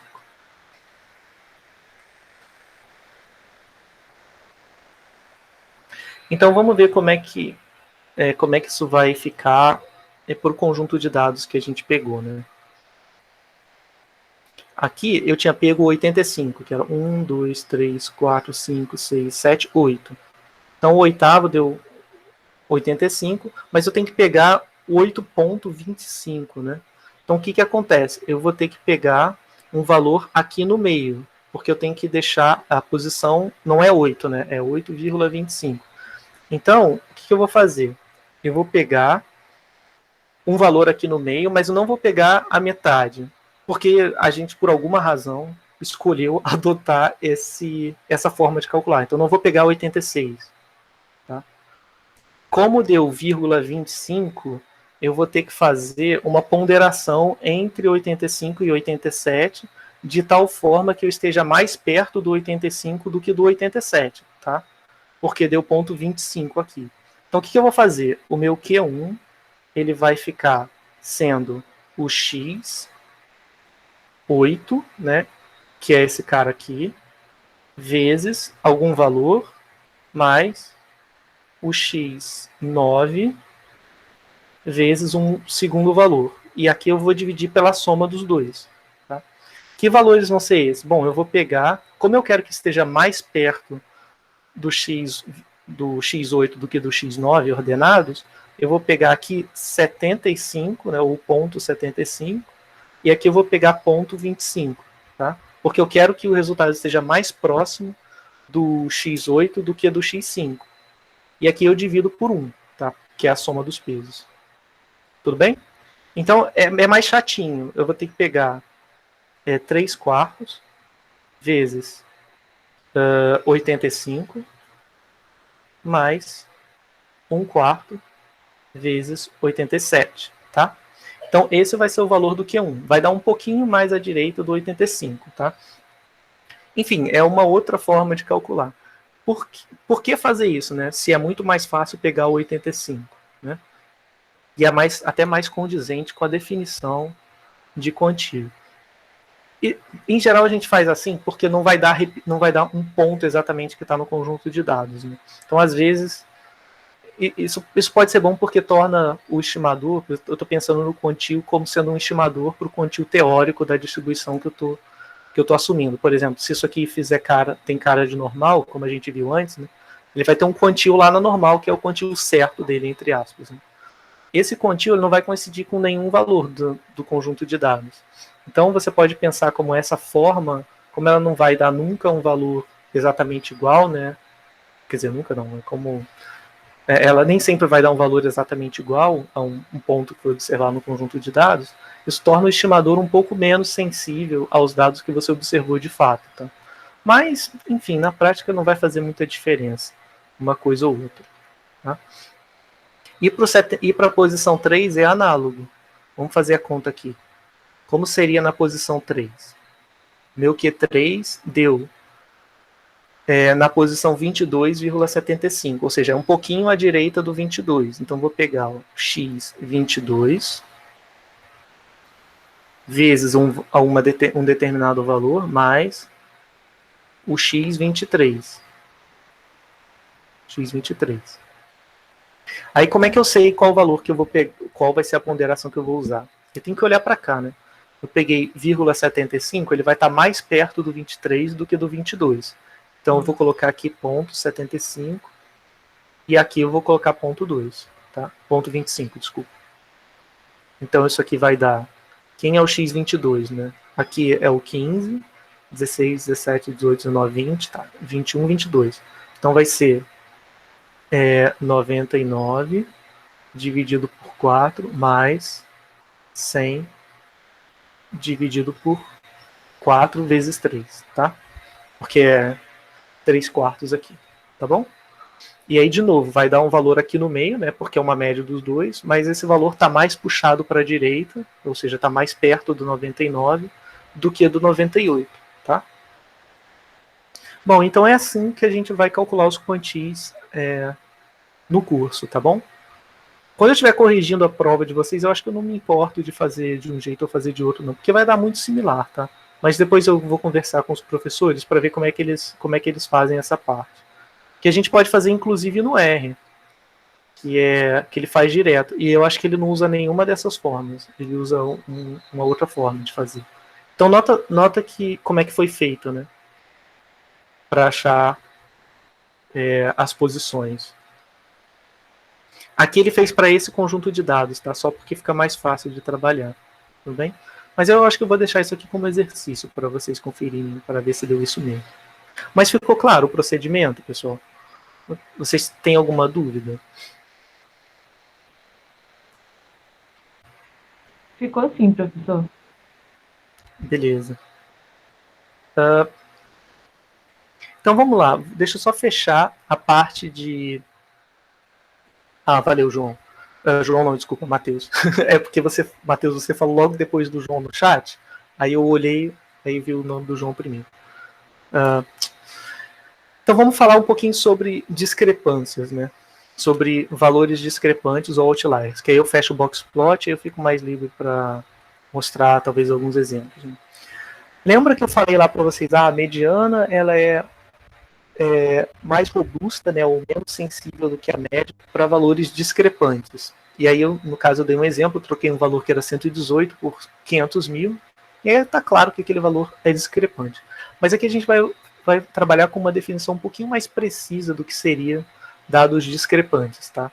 Esses dados é interessante você olhar para eles porque eles dizem respeito a coisas que não são usuais de se observar, né? Não são condições usuais. Então, para que a gente quer observar isso? Bom, a primeira razão mais óbvia é que pode ser que alguém tenha digitado uma coisa errada na base de dados.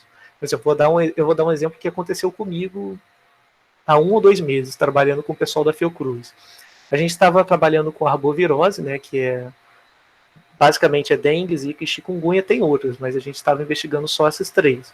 E aí, o pessoal da vigilância sanitária, da vigilância entomológica, né, usam uma coisa chamada ovitrampa para ver quais são as regiões de cada município que tem mais propensão a casos de dengue. Como é que funciona isso? A ovitrampa, ela é um vidrinho, um recipiente pequeno, você pode pensar como aquele vasinho que você coloca embaixo do vaso de planta, aquele negócio parece um cinzeiro, né, que você coloca embaixo para reter água.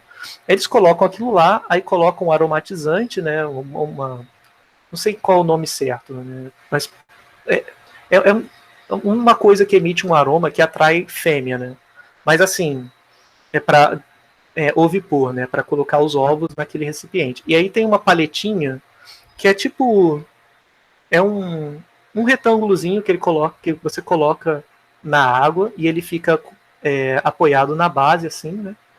E aí a fêmea, ela deposita o ovo, ela não deposita exatamente na água, assim, boiando. Ela tem que depositar na água e tem que estar encostando em uma determinada parede.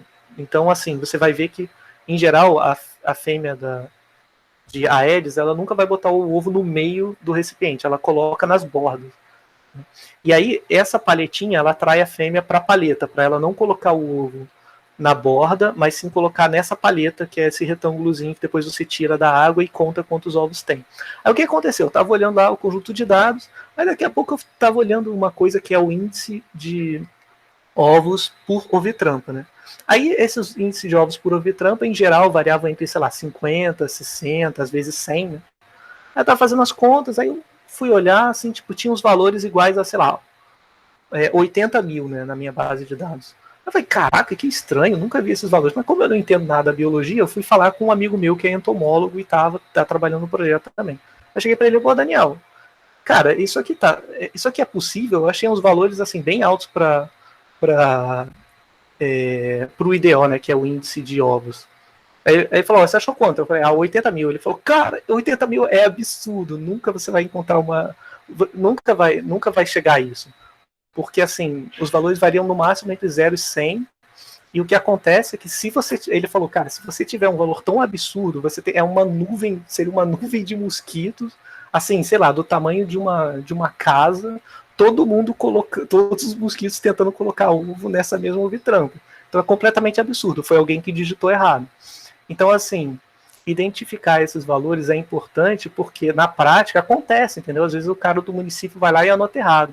A gente descobriu que o que aconteceu foi que a gente compila isso do que os municípios vão entregando, né? Do que cada pessoa que vai lá coletar e faz a medição manda pra gente.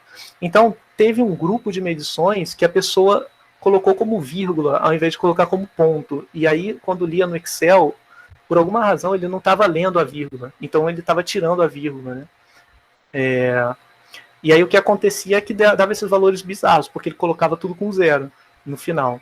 E aí, a gente conseguiu recuperar depois. A gente descobriu, bom, então ele está pausando em tal casa, olhando a fonte de dados originais, conseguiu descobrir. Então, uma razão óbvia é isso, né? Ver se você consegue identificar alguma coisa que foi digitada errada na base.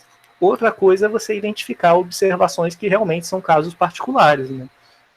Por exemplo, numa prova que foi muito complicada, muito difícil, sei lá, a prova da OBM, né, a Olimpíada Brasileira de Matemática. Sei lá, um 10 na terceira fase é um outlier, tipo, você não vê quase nunca. Isso não existe, com todo respeito. O quê? Um 10 na terceira fase da OBM? Pois é um outlier. Não tem como. Mentira, que eu conheci um garoto que ele ficou com média, ele sempre fica em primeiro na OBM desde 2010, e a nota dele era sempre quase 10 mesmo. Ele era absurdo. Pois é, não acontece. Então, assim, não tinha 10 dele, que era algo estranho. Pois é. Então, sei lá, serve para essas coisas, né, para você identificar. Às vezes também quando você está tratando de... Eu estava investigando outro caso, era saneamento básico, né? Eu estava vendo algumas variáveis de saneamento, e assim, quando você compara estado, o Rio de Janeiro e São Paulo tem índices, pelo menos assim, na época que eu vi isso, deve ter uns 10 anos já, né? Os índices de saneamento no Rio e São Paulo, todas as variáveis medidas eram muito discrepantes, assim, tipo, era absurdamente melhor do que nos outros estados, por incrível que possa parecer. Então, assim, eles eram considerados outliers. Então, isso é interessante também, porque você pode reportar esses estados, de repente vale a pena você olhar de forma específica para eles, porque o modelo que você usa para os dados usuais não está cobrindo esses dados bem, não está explicando eles muito bem. Então, você considera como casos particulares e vai lá investigar o que está acontecendo em cada um deles. Bom, e aí para que eu estou falando isso, né? Porque a gente pode usar os quantis ou os quartis para definir o que são valores discrepantes, né? Por exemplo, uma forma que vocês até já falaram comigo antes, né, de identificar valor discrepante, você pode usar essa regra de olhar tudo que cai fora do intervalo x barra, que é a média, menos 3 desvios padrões. Essa aqui é notação para desvio padrão. Desvio padrão. Tá? Então, tudo que cair fora de 3 desvios padrões para a esquerda da média e 3 desvios padrões para a direita da média, você pode considerar como outlier. Da onde vem essa regra? Bom, parece que ela caiu do céu, mas na verdade não. A gente viu um exemplo na aula nas aulas passadas, que era até da lista, que era sob normalidade, né, se x tem distribuição normal com média μ e variância sigma 2, então a probabilidade de você observar o x entre menos 3 sigma mais μ e menos 3, não, e mais 3 sigma mais μ, essa probabilidade é quase igual a 1. Né? Ou seja, se os seus dados são normais, né, se você fez uma verificação lá, sei lá, do histograma e viu que está aproximadamente simétrico, ou de repente fez até alguns testes estatísticos mais formais que te permitem testar se é de fato normal ou não, né? De fato, entre aspas, né? Mas é mais preciso do que olhar o gráfico, olhar o histograma e ver que é simétrico. Se você verificar que x é aproximadamente normal, você sabe, quase todos os valores vão estar a 3 desvios da média. E aí, se você olhar o valor que tiver a mais de 3 desvios da média, é porque esses caras são muito pouco prováveis. Então, você pode classificar esses valores como discrepantes. Uma desvantagem desse método é que ele depende dos dados serem normais. Se não for normal, aí isso cai por terra, porque outras distribuições você não sabe se x for gama, se x for exponencial, tipo, essa regra não vai valer. Então, essa é uma forma legal, mas ela funciona só sob normalidade. Uma forma mais robusta, que não depende de normalidade, é usando os quartis e a distância interquartílica. Então vamos ver aqui o 2. Um método menos sensível a valores grandes ou valores extremos consiste em usar os quartis. Aí como é que você vai fazer? Você vai pegar e calcular duas cercas, que a gente chama. A cerca inferior, que é o quartil 1, menos 1,5 vezes a distância interquartílica, e a cerca superior, que é o quartil 3, né, é o quartil da direita, mais 1,5 vezes a distância interquartílica. Então você vai, ao invés de tomar o intervalo dessa forma, x barra menos 3s, você vai tomar o intervalo da forma Q1 menos 1,5 vezes a distância interquartílica, Q3 mais 1,5 vezes distância interquartílica. Tá? Professor, Oi. o que é essa distância interquartílica mesmo? Eu fiquei falando tanto blá blá blá que a gente esqueceu, né? Tá escrito aqui, ó, é a distância entre o Q3 e o Q1. Tá? E aí Q é igual a Q3 menos Q1. Tudo bem? Q1. Então você calculou os quartis, aí você viu qual é a distância entre o quartil 3 e o quartil 1, esse é o seu DQ. E aí você substitui aqui nessa forma. Vamos ver de onde que sai isso, né? Vamos olhar. Aqui só tem um exemplo numérico, mas eu quero mostrar com boxplot. Tá? Vamos olhar aqui para esse gráfico e ver o que ele significa. Tá? Aqui a gente tem uma amostra, né? E o que você vai fazer? Esses valores, né? Aqui, vamos olhar as alturas, né? Elas estão variando entre 1,5, 1,5 metro, aqui é a altura de alunos, e 1,94. Então aqui estão os valores, né, mais extremos. Aí o que acontece? Você calcula os quartis. Calcula o quartil 1, calcula o quartil 2, o quartil 3 e assim sucessivamente. Aqui eu não vou fazer o cálculo, tá? Depois vocês podem fazer com calma. Então o quartil 1 deu 1,69. Vamos olhar para o quartil 3, 1,78. Nesse gráfico a gente tem aqui é o Q3, aqui é o Q1 e aqui é o Q2, tá? Na verdade, esses caras são as alturas, né? Então, o Q3 está aqui, o Q2 está aqui e o Q1 está aqui. Aí, o que o método me diz, né? De calcular de outlier, de detecção de outlier. Eu vou pegar essa distância aqui, que é a distância entre as caixinhas, né? Essa é a minha distância interquartílica, certo? Porque ela é definida assim, é o Q3 menos Q1, né? E aí eu vou pegar essa distância e multiplicar por 1,5, ou seja, eu vou pegar uma outra distância, né, que vai ser igual a 1,5, 1,5 vezes d e q. Então, essa distância aqui de 1,5 vezes a distância interquartílica, eu vou pegar e vou somar no Q3. Então, o Q3 está terminando aqui. Eu pego essa distância, deixa eu denotar com o verde, né?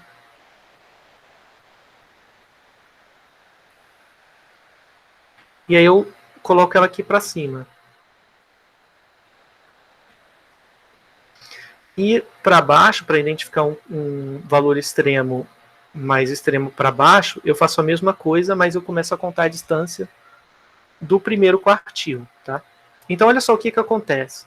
Tudo que cair daqui para cima vai ser considerado extremo, igual esse valor aqui, 1,94. E tudo que cair abaixo dessa cerca, né, vai ser considerado valor extremo. Né? Vê se não é isso. Eu estou olhando tudo que não cai nesse intervalo aqui. Né? Tudo que não pertence a isso. Então é Q1 menos 1,5 d e q, Q3 mais 1,5 d e q. Então tudo que estiver fora dessas bandas é considerado valor extremo. Tá?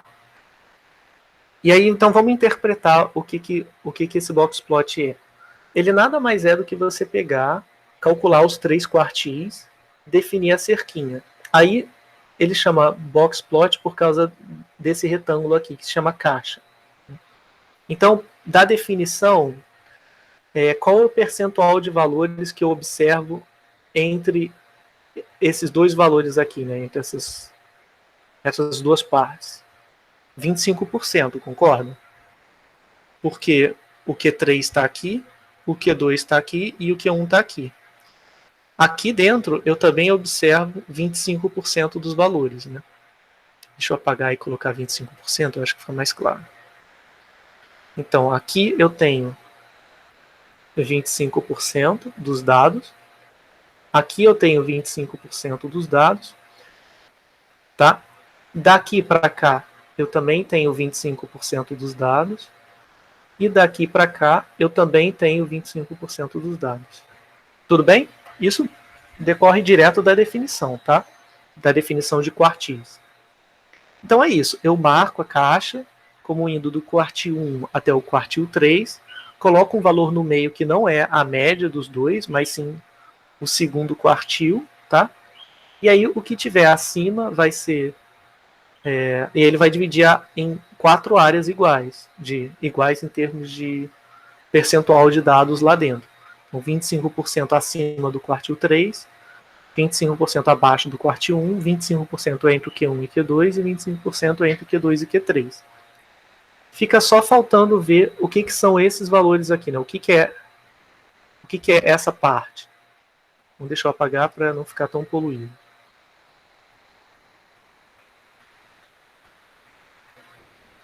Professor, Oi. podem ter visualizações de box plot diferentes? Porque eu achei que o que ficava, essa barra que você vai explicar agora, eu achei que elas fossem o mínimo e o máximo, e o que tivesse fora disso era outlier. Tipo, aí nesse caso, o 1,94 e 1,5 seriam outliers, e aí os máximos estariam nessas duas barras, mas dessa forma que você mostrou, o 1.94 e o 1.5 são máximo e mínimo, né? Então ficou Sim. diferente. Pois é, isso é um ponto de confusão mesmo, né? No início, isso gera dúvida, né? Porque essa barra aqui é o maior valor que não é outlier, tá? Então deixa eu chamar isso aqui de asterisco. É o asterisco verde. Então aqui eu vou colocar o asterisco verde representa o maior valor. Mas então não a é gente outlier. considerou que o 1.94 é outlier dessa distribuição? Sim. Entendi. Talvez para deixar mais explícito, né? É o maior valor observado, né, na amostra.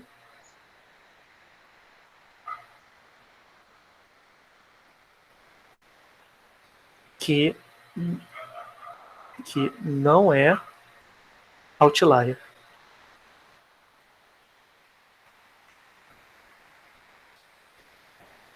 Tá? Isso é importante. Aí o que vai acontecer? Vamos olhar aqui. É um valor aproximadamente igual a 1,8. Então vamos ver, cadê? Aqui, esse cara. Né?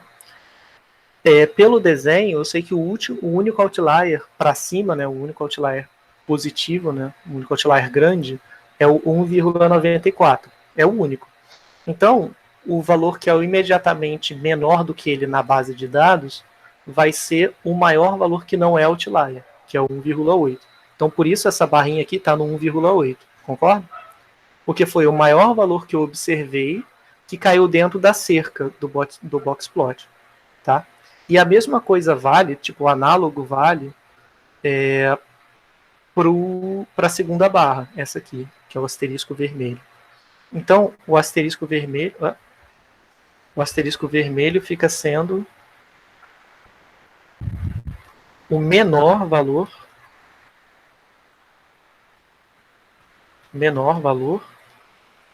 Aí eu vou colocar essas coisinhas aqui na amostra que não é outlier.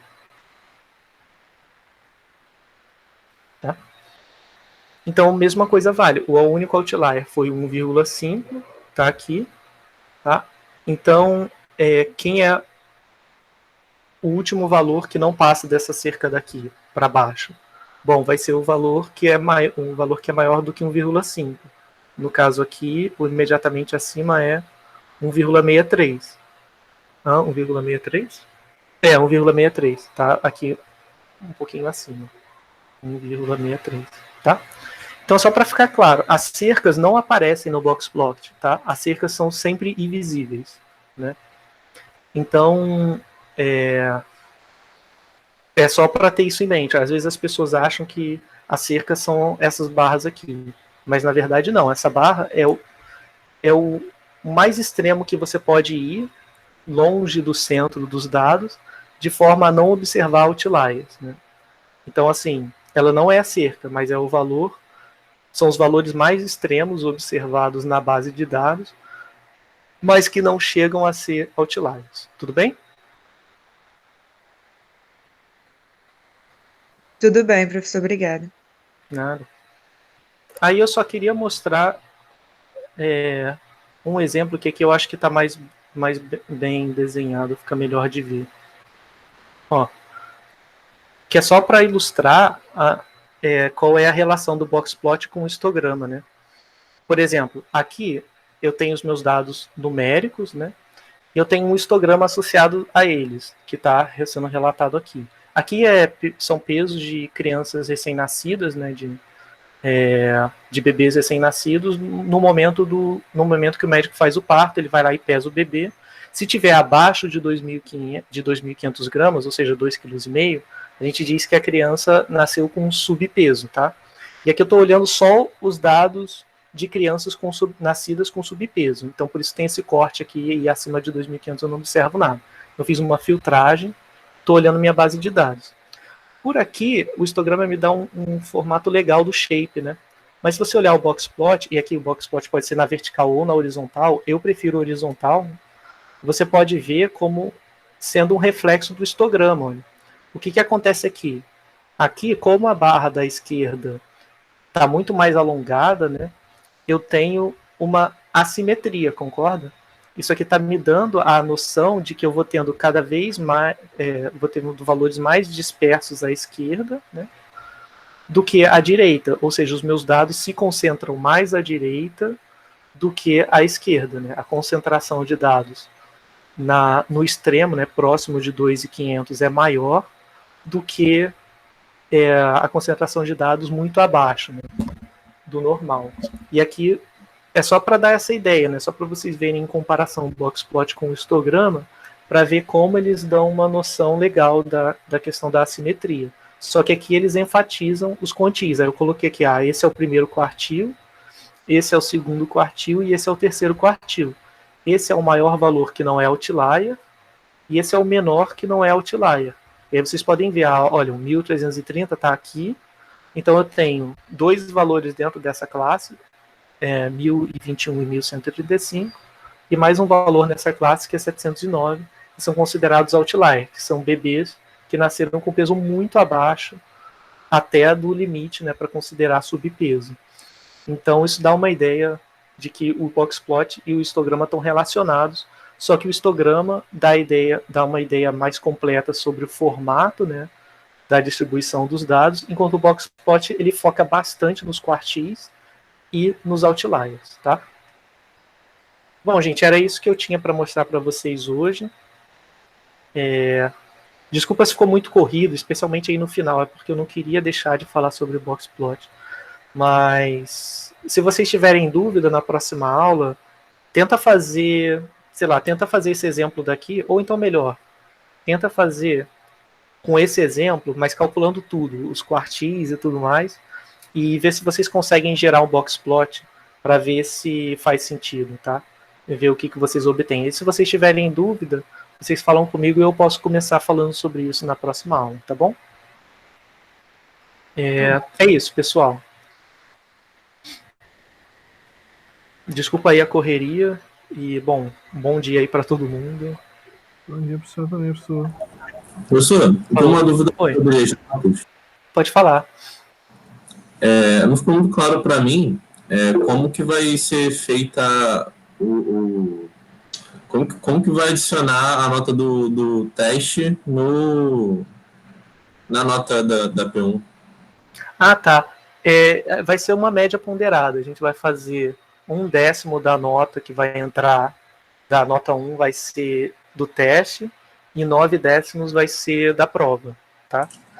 Beleza. Então a gente ainda vai fazer a ponderação. A gente colocou lá, acho que no Classroom tá valendo 10 o teste e a gente colocou, por alguma razão, colocou a escala de 100 na prova, mas aí a gente vai fazer a média e colocar como sendo a nota 1, tá? Tudo bem? Beleza, valeu. Tá. Mais alguma coisa, pessoal? Esse slide aí tá disponível pra gente? Não, eu vou colocar lá. Bem Beleza. lembrado. Eu vou colocar até aqui escrito para não esquecer, né?